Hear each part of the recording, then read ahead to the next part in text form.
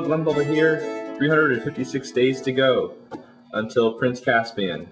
I'm pretty excited, especially since this was a very busy week for me. I've been trying to get a hold of a passport as soon as possible, and I'll have more on that in the next blog. But it's been a very big week for me. But there's a couple pictures from the set that you can look at on Narnia Web. If I can pull it up here. There's one that shows some of the Telmarines on horses. These have actually been up for a while. It just took us a while to get them posted and get permission and stuff. And on first glance, I'm sorry, I hate when this happens, but the first glance did remind me of Rohan a little bit, and that's really unfair to say right now anyway, since you don't really get good looks at them. But, you know, that was my first thought. But they look a little more sophisticated than I imagined. That's kind of all there is to say about them. Very exciting, kind of get a first glimpse, even though it's a very small first glimpse, and kind of what their vision is for the Telmarines is. But you know, you can't really see much, unfortunately. And there's another one. Let's see. This one was actually posted before that. Oh, it's a picture of Telmarine Castle set, and it looks the color is very much how I imagined the set, and the overall design is pretty interesting. Doesn't at the moment doesn't seem to remind me of anything in particular. So overall, I think it is pretty close to how I imagined it in the book. I really like the color of the stone and everything, and you know, I like the. You know, I like how it might look as a city. Maybe I like to see how that city kind of looks, but which I don't really like the look of the concept art of the castle that came out. So I mean, that might not reflect the final version, but I do like this set right here. It looks pretty neat. But mainly, what I just want to talk about in this blog is I've received a couple interesting messages and questions, and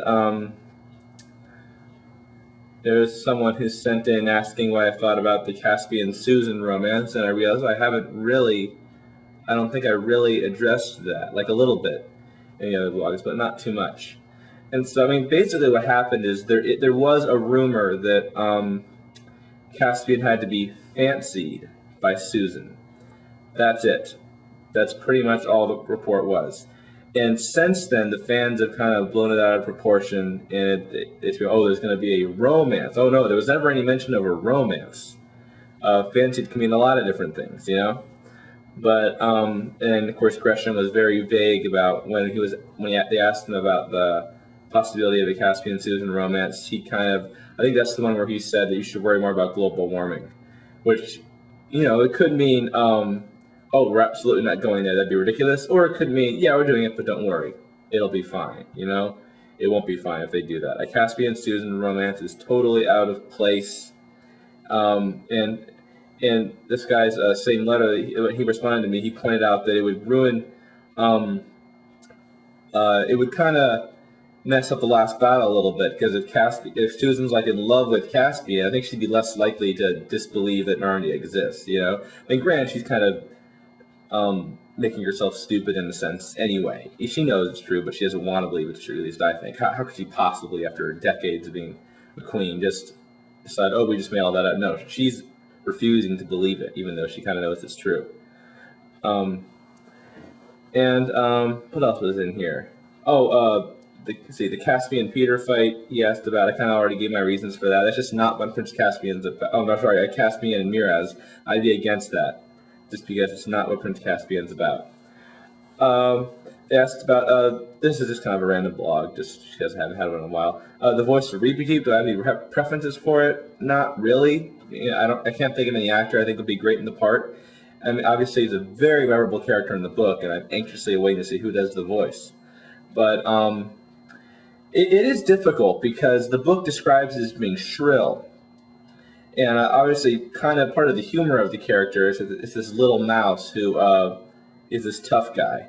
And actually, you do find out he is kind of a force to be reckoned with, even though you might laugh at him. But so, in one sense, like he does need to be kind of high and shrill, like you would expect a mouse to be. On the other side, if you have it too high, you got this, and you've had this guy like making all these boasts about how he's going to kill you or whatever, and it's this little tiny high voice. It'll be maybe unintentionally funny. To some degree, that's okay because, like I said, that's the part of the fun of the character. Is this little mouse who's so brave, but so I think the key to the voice is finding that balance between those two ideas of this tough guy mouse and, well, he's still a mouse, and that's the big challenge with Reepicheep. Nothing really else here. Oh, the person also asked about my views on Pirates of the Caribbean, and since it's Disney and I don't really have anything to talk about right now, just real fast. The main reason I bring it up is that it does have a whole, end of the world thing. Well, actually, only 5 minutes of the movie actually takes place at the world's end. Well, more than that, but the title isn't really appropriate. But there is this moment where they're traveling to the end of the world, and there's kind of a couple different environments they go through. There's a little bit of concern this is a little too similar to Voyage of the Dawn Treader. And as soon as I saw the title at World's End, I remember I thought, I hope it's not too similar to Dawn Treader. And their vision of the end of the world with the ocean sort of pouring over like a waterfall is kind of similar to how Reepicheep has always imagined it. And if this movie isn't very popular, which there's no reason to believe it won't be, the second film made $1 billion, so I'm sure this film will be a hit as well, despite its many, many flaws. But I am a little bit concerned this is a little too similar to Voyage of the Dawn Treader, and I actually leaned over to my friend during the movie. Actually, it was right before the movie started, and said, "I'm going to say it right now. Voyage of the Dawn Treader did it first, whatever they do." And she was like, "Okay," because she hasn't read the books. But yeah, I'm a little bit concerned it'll be too similar to At World's End and Voyage of the Dawn Treader. But what are you gonna do? You're not gonna change it. At least I hope not. But that being said, I really liked the vision of sort of getting to the end of the world in that movie, and that's for Dawn Treader basically Dawn Treader. That's the bar they have to top, is try to think of something bigger and more evocative, and they've really got to top that, I think, and so that's a good goal to shoot for.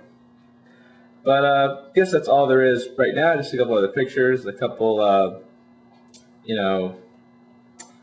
little things here and there.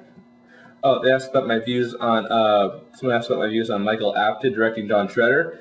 I actually posted a video on YouTube, not part of the blog, it was a total other thing, about my initial reaction. And my initial reaction was pretty negative, just because I hadn't seen him in anything else.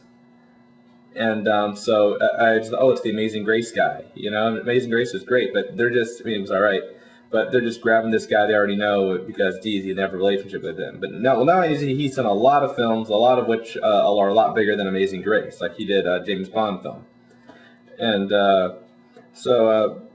but I feel pretty, to say that someone said that Amazing Grace was very dialogue heavy with not much action, and Voyage of the Dawn Treader is almost straight up action all the way through. I wouldn't say that Dawn Treader is straight up action all the way through. It's I don't know if I call it action. I think there's a lot of dialogue in Voyage of the Dawn Treader. I mean, action scenes, there's not a lot of actual fighting in Dawn Treader. There's just a lot of interesting things in Dawn Treader. It's one of the reasons it's my favorite book. There's just always something interesting going on. And when there's not something interesting going on, the suspense is always kept up by the fact that sort of the fear of the unknown. I just love that about Dawn Treader. I mean, no matter how slow it gets, there's always that, well, what are we going to find next? Are we going to find anything else next? And I love that fear of the unknown and curiosity of the unknown is what makes Dawn Treader work so well. So that's really all I have to say right now. I just had to thought I'd try the green screen thing just to see if it worked, and if it doesn't, well, it was just an experiment. But my next blog should be a pretty interesting one, unless big news comes out before then. But in about a week, I should have a real interesting blog up, or later. So I have to start keeping my countdown clock. I know I say that all the time. 356 days to go. I'm ready. A lot of interesting questions to answer. I can't wait to see how these sets look when you see them for real. So, further up and further in.